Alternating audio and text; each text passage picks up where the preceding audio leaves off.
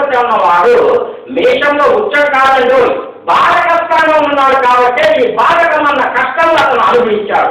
ఇది జ్యోతిష శాస్త్రంలో ఉన్న సూక్ష్మాలు. కేవలం మేషరాశిలో రవింత ఉచ్చస్థితి పొందాడు, ఓహో ఆహా అంటే అక్కడ నిజ జీవితంలో అదన్నీ పనికి రాదు.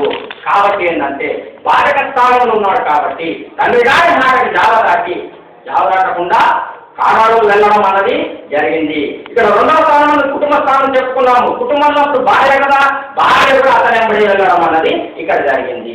సరే, తమ్ముళ్ళకి ఏంటంట, తమ్ముడు ఎందుకు వెళ్ళాడు అన్నప్పుడు ఎక్కడంటే లగ్నానికి తృతీయ స్థానం అన్నది తన తోబుట్టును సూచిస్తుందండి. ఈ తోబుట్టులు అన్న వారు ఏంటంటే చిన్నవారు అర్థం. ఎవరికి జాతకంలో మూడవ స్థానం అన్నది చెల్లెళ్ళు తమ్ముళ్ళు అని అర్థం.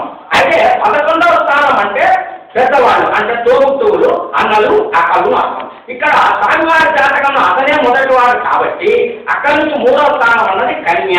ఈ కన్య అధిపతి ఎవరు? కన్యా లగ్న అధిపతి అన్నవాడు బుధుడు. ఈ బుధుడు కూడా ఏం చేశాడంటే